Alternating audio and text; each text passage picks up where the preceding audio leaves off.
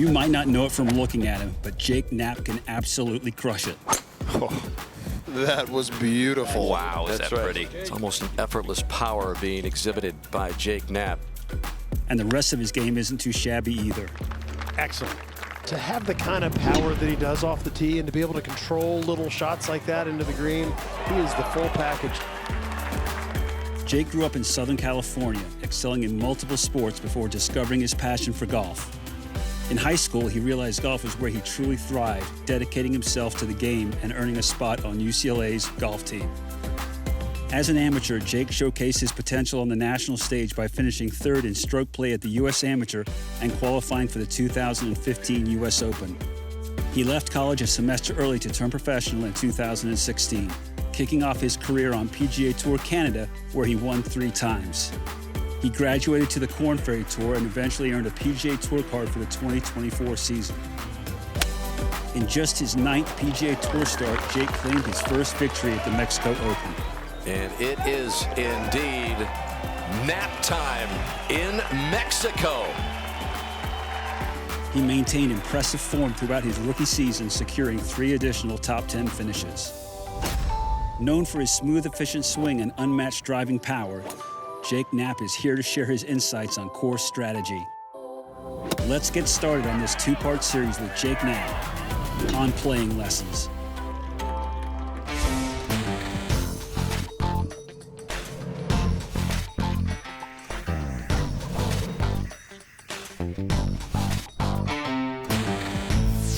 All right, Jake, we are in some kind of pickle here. We're in the rough. We've got a tree in front of us with limbs going every single direction. We've got no green to work with. We've got a lot of pitch on the green. What are we going to do from here? Yeah, I mean, there's definitely a few different options. You know, depending on your skill level and how aggressive you want to be, you have a few different things you can do. And I think that's a good way you can look at like every single golf shot, even in the middle of the fairway. You know, you can draw it, fade it, high, low. To me, you have an option to go right, you have a little bit of an option to go through it, and then an option to kind of go down here left into this collection area. So, you know, what I would think in terms of, let's say you get here and even if it's in 3 shots, when you're out of position, you really just want to get it back into position for your next shot. So for something like this, you could take, you know, an 8-iron or a 9-iron, pitch it down here into this collection area. You can putt it or chip it from there, ideally get it up and down. From here, I'd take like a 60 or 56. There's a ridge, so you can kind of hit it off the ridge, let it collect down there, have about 30 feet. Or, you know, get really aggressive. You can try to fit it in between this window, land it on something about the size of a shoebox, get it to land soft, and maybe have an easier chance to make the putt for a par or for a birdie. So I'll kind of walk them through and see which option ends up kind of being the best. So I'm gonna take, let's see, I'm gonna take a pitching wedge. You know, the goal for this one's just to like keep it under this branch, keep it kind of down in this collection area. Even if it's gonna land in this downslope and in the rough, and then just trickle down into that low area. But you know, not a super difficult shot. You know, really just gonna put it back in my stance. Can even take a putting grip, really. And we're just gonna, at least for me, I'm gonna imagine it kind of landing halfway down this downslope and just getting into that low area.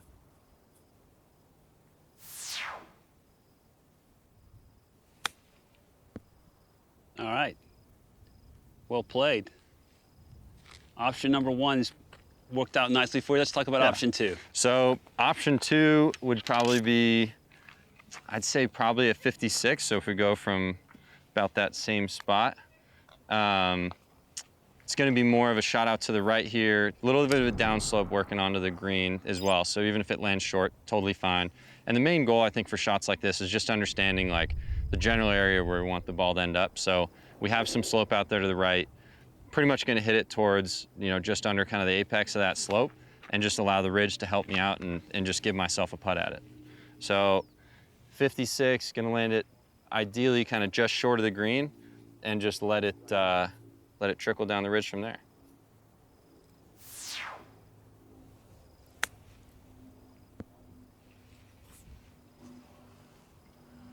All right, did exactly as you said. Got a bank there that the ball will come back off of. Yeah, so still putting, you know, relatively flat putt, 30, 35 feet, not too bad. All right, everybody wants to see option number 3. All right, option 3. So the toughest part about this is just the fact that if if you hit it a little bit too far, a little bit too much pace, it's just gonna go right down the other side. You're gonna be chipping again. So it's not the end of the world, but this is one where you really just don't have any room for error. So I'm gonna take out 60. It looks like we have about maybe 2.5 feet to land this in, and ideally you're gonna land it, you know, just on the green, get it to land soft, trickle down the ridge, and, you know, make a ho-hum up and down.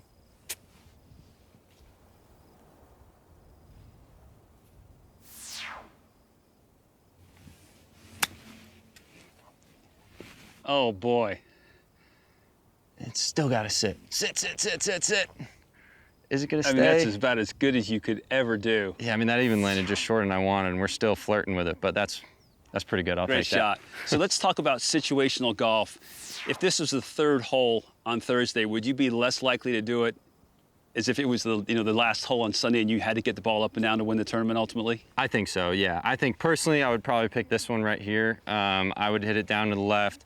Gives me the shortest distance from the ball to the pin, and then also it's like, even if I'm just off, you know, it's a relatively easy pitch from fairway. And then, you know, you try to leave the hero shots to when you really, really need them. You know, I try to make it as easy on myself and really just less stressful. So, you know, hitting a shot like that, trying to go through a tree, even that went a little bit higher than I wanted. So, yeah, trying to stay away from that kind of stuff and really just trying not to hit a perfect shot when you don't need to. Okay, great stuff. Well, let's head back to the tee and see if we can avoid this tree when we play the hole. Sounds like a plan. All right. If we got us a par 5 here, it's 581 total, 305 to the right fairway bunker, 328 over it. Talk us through your process here, if you would. Are you going to reach back for a little more and try and take that bunker out of play? I'd say so. I mean, it seems like it's a little bit downwind at the moment as well. Obviously, the desert ball goes a couple yards farther than kind of coastal golf. Usually, I'm like in the high teens, low 20s carry with driver. So I feel like this is one, if I, you know, aim just left of it, hit a solid one, I shouldn't have to worry about it too much. All right, let's see that.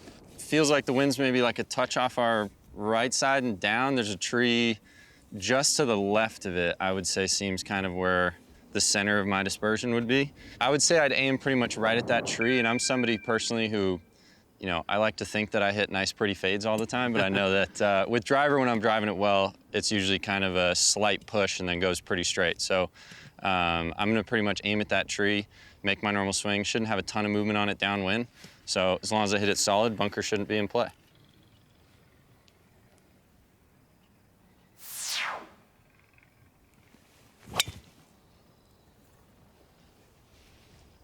All right, let's see if we can take care of that bunker. Consider it done. There we Great go. shot. Slight push, we'll take it. Yeah, we'll take it. So if the ball had finished in the bunker, is that something that, you know, you're going to be really disappointed in relative to, you know, how you go about playing the hole, or do you know, are you content to lay the ball up should it go in there, or are you going to feel a need to kind of go for it in two?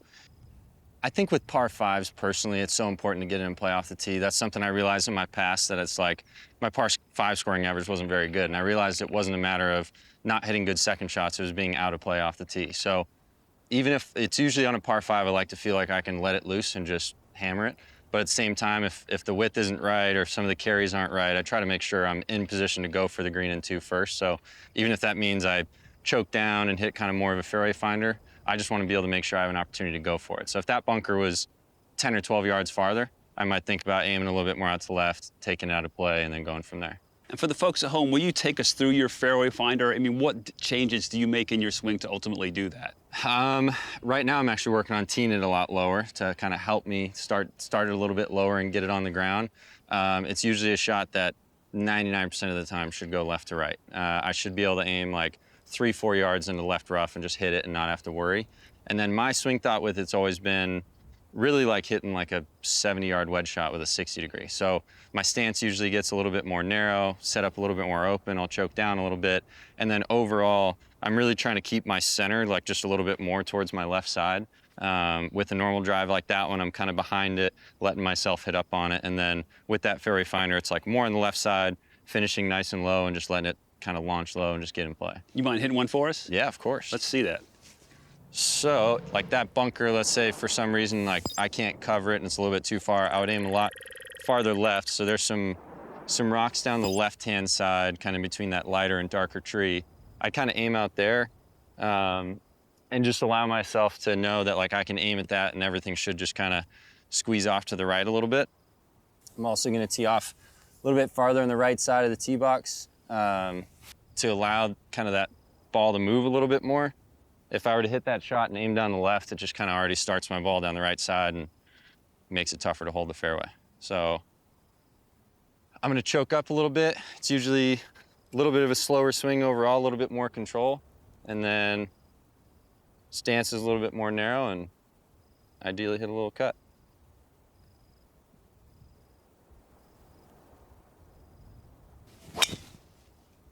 There it is.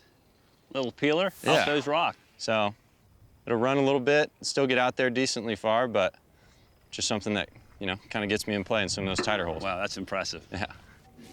Tell us about your decision to leave college early. You know, what went into that? How did it go over with mom and dad? Yeah. Things like that. So I decided to do Q school kind of I guess whenever that would have been, kind of at the end of my junior year, beginning of my senior year.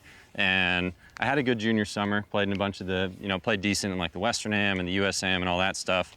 I went to Q school, I got through first stage and then missed second stage by like a shot to get the finals. And like my parents could see how bummed I was because I knew if I got the finals that was kind of, they would potentially let me leave. And then, you know, I just knew I wanted to play golf. Like ever since, I don't know, when I was a little kid, I just wanted to play. Like school was never really my thing.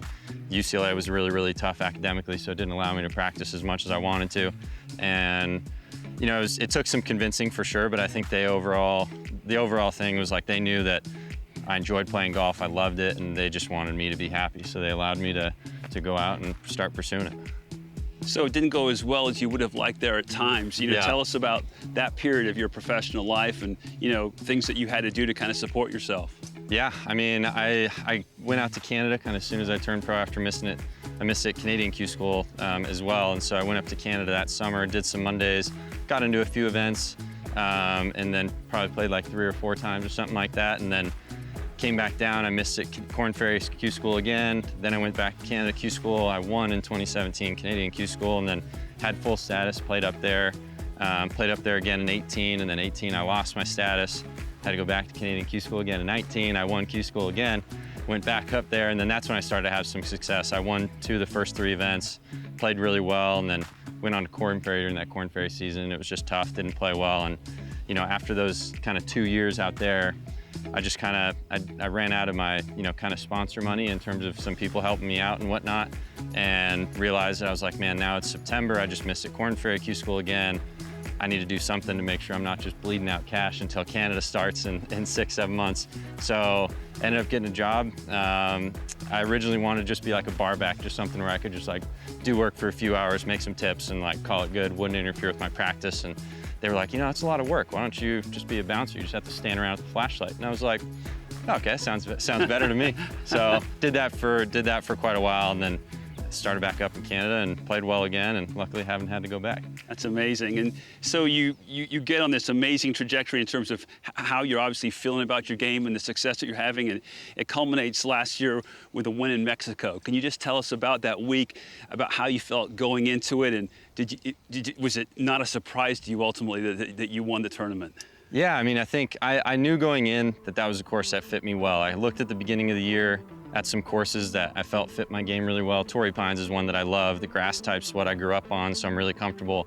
And then Mexico, I saw Tony. I kind of looked at all the events that Tony Finau played well in, and I was like, you know, I saw Tony won there, so I'm like, all right, this is obviously going to be a good setup for me. So every night before I went to sleep for probably weeks, probably almost a month, I'd watch his, you know, every shot played sort of thing that week, and I just felt like once I got to the tournament, I felt like I was having like deja vu because I watched it so many times. And then going out there, I knew I was hitting it well. I hit it really well on Thursday, didn't putt great, and then on Friday, maybe like halfway through, Mike and I were talking about it, and I was like, hey, like, we're aiming at all this stuff, and like, my ball's ending up right there. So I'm gonna start shifting the target a little bit closer to the pin, and I just kind of told myself, like, just don't get in my own way. Just get out of my own way, go out there, aim at the target, let it happen, and you know, I hit it really well again on Friday, and then was able to hoop some putts, and you know, Sunday wasn't super pretty, but you know, I was nervous and excited, and you know, you start getting ahead of yourself a little bit, but did a good job of kind of reeling it in, and you know, and relying on other parts of my game that I didn't really have to earlier in the week.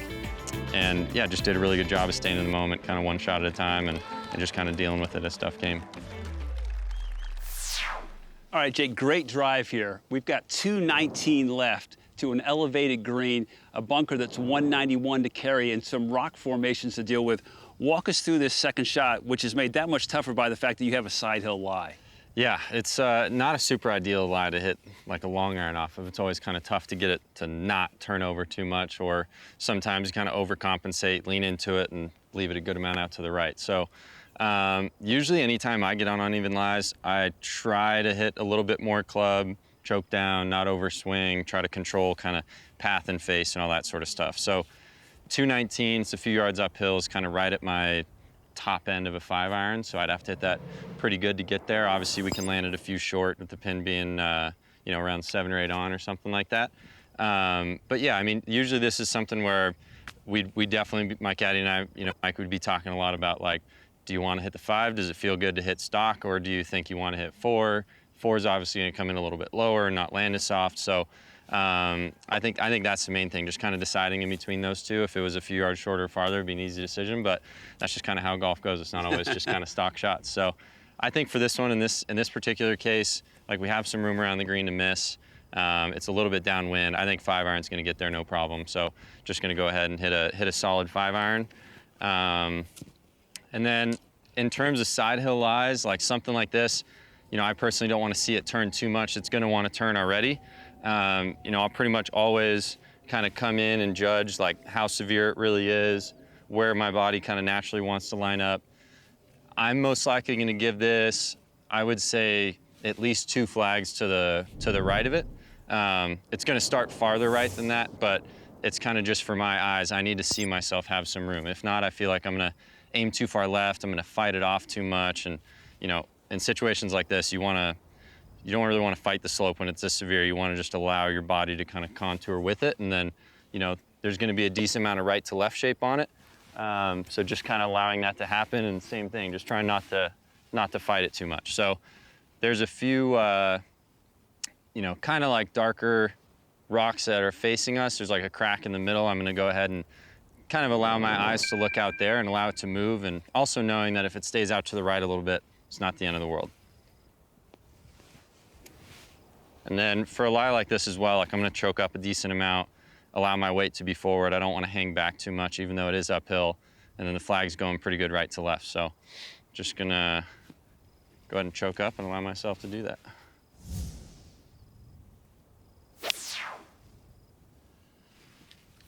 Turning into the center of the green. Sit a little bit. Sit a little bit. Yeah, That's a good shot. Well done. Thank you. You've got this incredible length, Jake. Is there a number on a par 5 for your second shot where you'd say, okay, even I can't get there in 2, I'm going to lay this one up? I'd like to say yes. I mean, yeah, there's definitely, you know, when I start getting over like 290, something like that, especially to the front edge, if I can't carry it on, then that's where we start talking about, like, okay, well, what's short of the green? You know, like 3-wood, I can carry like right around 280, 286, like pretty much all day off the ground. So it's like, once you get to that 285, 290 number, it's like, okay, well, if there's any trouble short, now we start having that talk. If there's, you know, in this situation, if there's a bunker that's 20 yards short of the front edge, that's not a very good place to be. So making sure you can cover those things, then it's like, okay, now we can get it up around the green. But yeah, if you start getting too far, maybe it might be start time to think about, let's get it to 60 yards and wedge it close. Gotcha. Let's talk about expectations. I mean, tough shot, tough lie, 219. You know, what's a good shot for you here? Is on the green, or are you quite happy if you end up with a chip from 10 or 15 feet left or right of the green? Yeah, I think I'm okay with a chip. You know, I think, you know, depending on kind of what's around the green, like, I consider myself a good bunker player. So if it's in a bunker where it's not a crazy lie, then, like, that's an okay place for me. And, you know, when you have a bad lie like this, it's really just like making sure you give yourself an opportunity for a 4. So it's like not trying to force the eagle, like those are going to happen off the good lies and the easier shots and easier pins. But when you get kind of an awkward lie like this, it's more just about, like, how do we just make a good kind of effortless 4? Perfect. Thank you. Yeah. One of the great features of Whisper Rock Golf Club is the contours in the greens here. And boy, you've got to dodge quite a few to get this eagle putt anywhere near the hole. Talk us through this, if you will. Yeah, I mean, a putt like this, I think it's super important to kind of look at from all angles and really get a good sense of where the slopes are and where just in general the ball is going to want to roll. For something like this, we're putting down a ridge, over to the left. If I hit it too far left, it's gonna bank off another ridge. You know, there's like nice slope going down off the front of the green just past the pin. So definitely one you want to be really mindful of having good speed. And I think on putts this length too, it's important to understand like where it's best to putt from on your next putt. So if I was putting really severe uphill, I don't really want to smash it 4 feet by and leave myself a quick downhill putt. So kind of a similar situation here. Like if this ends up short right or something like that, that's a really nice kind of like uphill into the wind, like 3-4 footer, and I'm good with that all day. But a putt like this, it's almost one where it's like, you know, you want to just play out there and let it move. But if I hit it too far left, it's going to pick up more speed and more break from that ridge. So trying to make sure I kind of just kiss the bottom of that slope. It's realistically going to be tough to hit it high enough and have it go in. So really just trying to make sure I nestle it up there close and don't have to work too hard for a 4. So making this an absolute bonus, but you're going to be happy within 3, 4, 5 feet. Exactly. Yeah, pace is going to be the main thing. Like sometimes on longer putts, what I'll actually do is I'll get a good idea of like on the high side of the hole, where's like an okay putt from the high side of the hole. So let's say it's like I don't really want to hit from more than like 2 or 3 feet on the high side. I'll kind of let my eyes look there and I'm like, okay, for that to be kind of the max end left, like how much left of that can I aim? So that to me, I mean, it's kind of a funky way of describing it, but that to me just kind of allows my brain to really see the putt and really understand like how much it's really gonna break. And, you know, I've played golf for such a long time. Like sometimes you'll see me like going like this with my hand and it's literally me just imagining like rolling a ball. Like if I were to stand behind and just kind of drop it and roll it down, like where do I really see it going and see it ended up? All right, I'm gonna 10 this one for you. All right.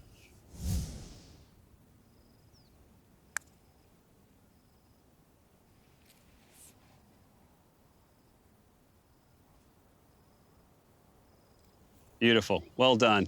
Thank you. And for our viewers at home, with a putt like this, do you tend to use a little pace in terms of taking some break out of it, or do you like to max it out? How are you on these 4-footers? I'm 50-50. It depends on how much break. If there's enough break where I have to play it outside the hole, then I'm a little bit more on the die speed side. You know, sometimes I take some break out, but at the same time, the harder you hit it, kind of the smaller you make the hole. So if it's a lot straighter, if it's straight uphill, yeah, obviously I'll give it a little bit more. But you know, I'm somebody who I've always liked seeing the ball kind of like drip in last roll, and you know, I just think personally over the course of a round as well, like even from 20 feet, like I don't want to hit a bunch of 4-footers in a day. It just gets exhausting. So it's like if I can give myself a bunch of tap ins, then I'm in.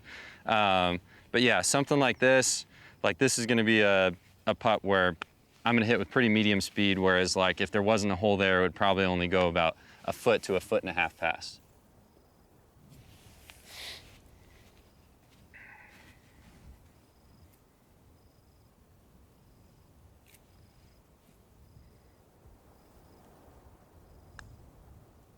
Nice birdie. Thank you. And we saw you there at one point reading the slope with your feet. Yeah. For the folks at home, you know, who are seeing a lot of professionals on television do that these days, you know, tell us about that a little bit and how long you've been doing it.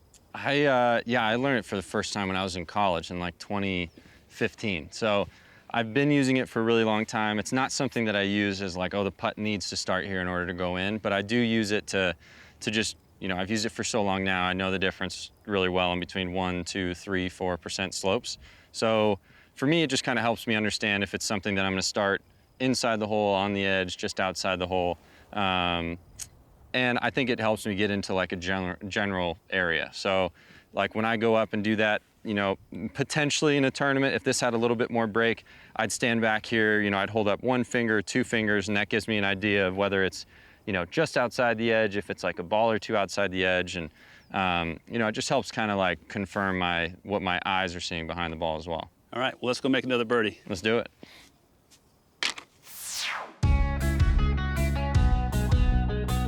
All right, Jake, it's time for Caddy Q&A. First off, what do you miss the most when you're at home without your caddy that he does for you tournament weeks? I think all the dirty work. I think cleaning the ball, cleaning the clubs, doing all that good stuff. I mean, I kind of enjoy talking through shots, but, you know, I still talk to myself when I'm on the course. But being able to have him, you know, when I get on the green, mark it, just toss my ball. Sometimes I'll just throw it into space, just thinking he's going to be there. But yeah, I think having him there to kind of do all my dirty work for me is always pretty nice. And tell us about the conversations that you and your caddy have that the players, at home should be having with themselves in terms of playing better golf. Yeah, I mean, I think trying to kind of be the lead in the conversation. So trying to make sure you're talking through where you want to land it, where the wind is, what the lie's doing, how far is it, like really talking through kind of all those steps. And at the start, you can even write them down on a little postcard and just have like six little steps of things to ask on every single shot. But yeah, we talk about everything. And once we get it done, we have a good target, we have a good landing number, and that's all we're going for. And do those conversations change? Are they different on Sunday in contention than they are Thursday in your AM round? Try not to. I think the only thing is I'm somebody who really likes to know where we are in the leaderboard and all that sort of stuff. So if you have a 1-shot lead or a 2-shot lead, that can sort of maybe change the situation or the shot that you might hit. But for the most part, really trying to make sure that those conversations stay the same on the tee shot on Thursday to the final, approach shot on Sunday. And on those rare occasions where you talk it over with your caddy, but you still don't feel comfortable over a shot, what do you do then to fix it? I think just really making sure we kind of go through everything one more time. And then if we really don't like it, it's okay to maybe not attack every single pin. It's okay to play a more conservative shot, just kind of working your way down that checklist until you do get comfortable. So even if it's a certain tee shot not hitting driver, or if it's hitting a club that maybe just gets on the front of the green, whatever it might be, making sure you're comfortable over every single approach shot and every tee shot is the most important thing. God forbid there's a time where your caddy can't work. He ate something bad the night before. What's that experience going to be like for you when he's not there? That's going to be tough, not going to lie. He's, we've been together for a couple years now, and he's a good friend of mine. That's how it all kind of started out. So, Mike, I need you happy and healthy. But maybe I'll give my brother a call or one of my other buddies, and I'm sure they'd be stoked to come in for a week. Nice. We've got spectacular visuals on this drivable par 4. What a hole this is to look at and to play ultimately. 300 yards total. There's 267 over a bunker that's a little bit short of the green. Walk us through how you're going to go about picking this hole apart. Obviously, we know you can get there. You've got a little bit of a tailwind. Is driver too much club? Where do you want to miss this? So much to talk about here. Of course. Yeah. I mean, obviously on a hole like this, you talk about holes where you're like, yeah, this is definitely a birdie opportunity. Here's one of them. So getting it around the green is obviously priority number one. Picking the right club is so important because there are some places you can get into. There's rocks just behind the green. If you leave it too far short, you can leave yourself a tough kind of downwind chip shot. So trying to make sure I kind of get it to the hole or even left of the hole, making sure I'm chipping more uphill into the wind, making that second shot a little bit easier on myself. Driver's definitely gonna be too much. We got a pretty good tailwind today. It's in that like mid 280s to the front. That's probably playing closer to around 270 high, even like mid 260s is probably gonna be fine. So probably making sure we carry that to, I think you said it was 267 to cover the bunker. That's right. Pretty much making sure we carry that is gonna be priority number one. So, for me, I can hit 5-wood, downwind, should be able to cover that. At the same time, if I miss hit 5-wood, it could potentially not cover. So it's gonna be more of like a 3-wood mini driver for me. So for something like this, kind of similar to that approach shot we hit in the par 5 where the ball's above my feet, I really don't want to see this move too much right to left. If it starts doing that, it's gonna start running away from me too much. So I'm gonna hit more of a shot that gets into the wind. So trying to hit a fade that, ideally gets to spin up and land a little bit softer. Even a full one of these is gonna be too much. So trying to take a little bit off, choking up a little bit, even setting up the face a little open, allowing it to, to kind of get out there a little bit softer and ideally land soft and give ourselves a nice chance at making an easy 3. Okay. So this is one, we got wind down off our right. It's pretty strong. We really just want to make sure we cover, I would say, right around like 280. And with this much wind, it's probably playing, high 60s, low 70s. So I'm going to keep that number in my mind. Usually I try to get to like one specific number, like 272, whatever it is. And, with all the guys we practice on TrackMan these days. So try to imagine what that shot would feel like to hit. And then in terms of target, like I try to get as specific as I can. I mean, I think for something like this, kind of the finger in the bunker on the left edge of that finger. So it's basically like a flag or two right of the pin, a flag and a half or so. I'm gonna see it kind of dropping on that ideally. I know the screen wants to roll kind of right to left a little bit. So I think trying to pitch it just right of it is ideal. So I'm gonna try to end it on that, and then because of that, I'm gonna aim a little bit more like left edge of green, just inside of that, and then, you know, let that fade kind of fight into the wind, and then ideally kind of hold that line and allow it to drop in right there. So let's see, 272. See if we can hit our spot.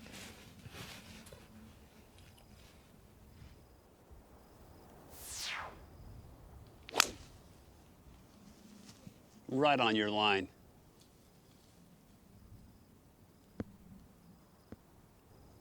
See if that trundles up there. I don't see it popping up yet. Might just be short, but. Boy, but that's a good shot. Oh, there it is, peeking through. All right. There we go. We'll We got a take it. putted eagle. Yeah. All right, well done, great shot. And for the folks at home, it sure sounds like you're playing, with the specifics you're talking about, you're playing this tee shot almost like an approach shot in terms of, you know, taking things out of play and maxing things out along those lines. For sure. Yeah, I think, you know, with my length, there's some situations where par can be irrelevant on a scorecard. You know, it's really about like what that hole's playing. There's some par fours that play really difficult, and a 4 or 5 is maybe even okay. And then in this situation, I'm imagining more of like a long par 3. So I'm trying to get really specific with landing numbers, understanding what's around the green, the good places to chip and putt from, all that sort of stuff. And, you know, obviously you're still 300 yards away. It's you know, you're gonna have a bigger dispersion on where the ball can end up, but really trying to narrow it down and get as specific as I can, and allowing myself to just try and, you know, create that shot that's gonna fit the hole. Okay, so let's talk about our 15 handicap friends. Yeah. Let's just say they can max it out at 240. Okay. How would you suggest they play the hole, and let's play the hole Yeah. as if you were that? Yeah, so I mean, max 240, I mean, I'm pretty much gonna take, you know, something like this. I'm gonna probably double check kind of the length of that bunker on the left, make sure that's kind of not in play. And even just from looking at the hole, like fairway slopes a lot from right to left, so favoring a little bit more down the right-hand side. Kind of actually where those like cart tracks are through the fairway, are kind of just inside the left edge of that right bunker. And, you know, for me, when I'm hitting this shot, obviously it's a little bit more difficult to do for a higher handicap. Like anytime I'm hitting something less than driver off the tee, I'm hitting it low. You know, like you watch Tiger, a lot of the guys who just kind of get it and play off the tee, it's just kind of more of a stinger type, just get it and play, get it on the ground. 37 feet apex. You know how hard that is to do? This is such a cool shot to use. And, you know, this hole sets up perfect for a little descending fade. You see how he took some turf with a mini driver there. It's pretty cool. Like, look at that golf ball. I mean, it's not even 15 feet off the ground, and it's 50 yards off the face. I don't need to hit some high 200 foot in the air draw, whatever. So this is really just a placement shot. You know, you're just trying to, you know, same time you're still trying to pick like a specific target and end it in a good spot. But, you know, it doesn't need to be super pretty or anything like that. It just needs to get in play, and it's all about setting up the next shot. So for something like this, for me, I mean, we still got the same wind. It's going to be downwind a good amount. I'm going to take, you know, kind of trying to end it on the pin line, basically. So knowing that the wind's down off my right, I'm going to aim just left of it, just inside the edge of the green, and kind of allow ball position and all that sort of stuff to launch it out to the right. Should fall left a little bit with the wind, but ideally just kind of ending it on that pin line, right around 240. Oh, beautiful. Flighted just as you asked it to be. Couldn't be in a better spot. We can play from there. Good shot. How do you feel when you hear people talk about that don't play at the same level you do, about playing to a left or a right side of the fairway? Do you buy into that, or would you rather that you just hear they get it anywhere in the fairway to start with? I think ending the fairway is a good start. I think obviously if you're good enough to pick sides, then that's great. I mean, for us, I mean, there's some holes where you can do that, but our fairways are pretty narrow. So, I mean, even for me, I'm still getting used to that, and it's just give me the short grass and I'll figure it out from there. But you definitely want to be mindful of like which side, you know, in terms of rough might be better to play from. If you have a dogleg left, you don't want to hit it in the left trees or in the left rough, because you're going to have to hit through 80 trees to get to the green. Whereas if you hit it in the right rough, you might just have to dodge one tree, you know, because you're on that wider angle and you can run it up the fairway. So kind of on a hole like this, you know, there's a fairway bunker on that left-hand side. That's kind of the shortest distance. That would really be what we're trying to avoid primarily. You know, you don't want to have a 90 or 100-yard wedge shot hitting out of a fairway bunker 60 yards. That's just, nobody wants that golf shot. Thank you. perfect layup. We'll get to your eagle putt in a little bit here, but for this shot here that you ultimately played conservatively into the fairway, talk us through it. You've got 61 yards to the flag, 48 to the front edge. That helping wind, I assume, is going to make it tougher to stop this ball. For sure. Yeah, I mean, you know, from this close, ideally we'd like to have a little bit farther in just to get a little bit more spin and get it to stop quicker. And, you know, there's a little drop off behind the pin, so we don't really want to mess with anything past it, so being a couple yards short is a good thing. You know, obviously in a perfect world, I'd love to just land everything right on its mark and not move and everything's perfect. But with this much downwind, you know, the green slope's a good amount from right to left. These are ones you have to be really careful about understanding, like what the ball is going to do when it gets on the ground and how the wind and slopes and everything play into that. So, you know, for me, I could even use my ball up there already to kind of aim off of. You want to see something land, you know, a little past it and to the right, kind of on that dark stripe, allow it to check up, release a little bit down to the left. It's going to be, I think, a little bit tougher to get it to just bounce, stop right away. So I'm going to allow, you know, kind of in my pre-shot to a little bit of space basically for that ball if it does have some rollout where it's not going to go over the green and go long. Okay, let's see this shot.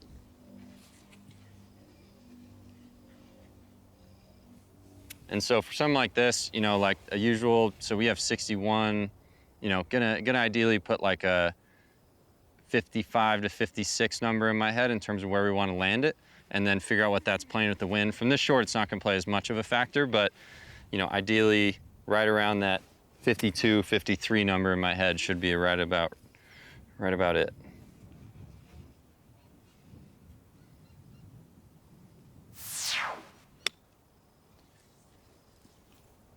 Oh, nice hands. Really good shot. Pretty nice. Jake, everybody at home, when they watch golf on television, myself included, we love to see the pros hit the one hop and stop shot. Yep. How do you guys do that? What can we practice, you know, on the range to help create a little bit more spin?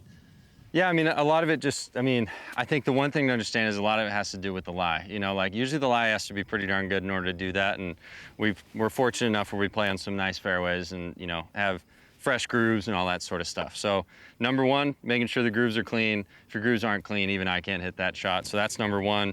And then in terms of what you can practice, I mean, it's really about obviously contact. You need to hit it well, and then making sure you have a nice downward angle of attack. So a lot of the times you see amateurs, you know, kind of throw their hands at it and they ended up creating a lot of loft on the club, and that's like not what you need for that shot. It's more about, you know, feeling like you're going to drive that club into the ground. It's going to feel like it's going to launch lower, but you're just letting the club do the work. I see. Thank you. You got a great look again here for eagle. Talk us through this putt if you would, but let's also talk about your putting stroke and, you know, what you use as triggers to kind of get things going, what you're thinking about over the ball. For sure. So, I mean, yeah, initial read, it's breaking pretty good right to left. When I'm looking at stuff like this, I think like one of the funny things that people always talk about is like when you have like eagle putt or a birdie putt, it's like, do you focus more? Do you do that? And it's like, well, in a golf tournament, like one shot's one shot, whether it's for double or for eagle, like you need to try to put the same attention into everything. So this thing's kind of no different. Obviously it'd be nice to make a two here, but at the same time, just making sure we go through our process and give ourselves a good look and just feel like we give it a good roll. But yeah, in terms of, you know, my process over the ball, I always kind of have the same routine. You know, I usually like stand behind it. I put my putter in my left hand. I usually rub the face right before I step in with putter in my right hand. And then I pretty much always take 2 practice swings. Every once in a while, it might be 1 if it's from really short distance, or it might be 3 from really long distance. But once I get over it, for the most part, you know, I set up with my right hand only. I feel like I get kind of really nice and centered, a good base into the ground. Left hand goes on, and then from there, like I really like kind of constant motion or like relieving tension. So same thing when I'm hitting a normal shot, I'm always kind of waggling, I'm always kind of moving. It just helps me stay nice and relaxed. I think it's important not to get super rigid and stiff over the ball. So yeah, that's kind of my thing. So you might see like the putter kind of lightly tap on the ground. Something I used to use kind of as a trigger is I would do like a drill where you kind of tap the putter like 1, 2, 3, and then take it back on the 3rd tap. So I feel like because I did that, that's kind of why I do those little mini taps now. But yeah, we'll see if we can run through that and maybe make it 2. Let's see it.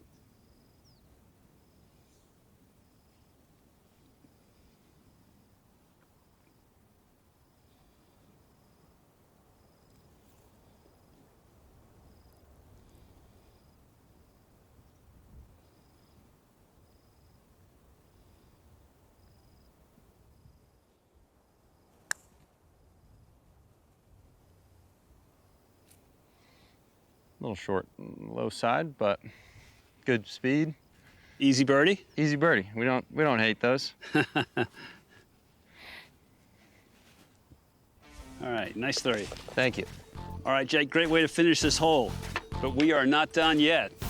We've got a lot more to learn. Make sure you check out part 2 of Playing Lessons with Jake Knapp, available now on GolfPass.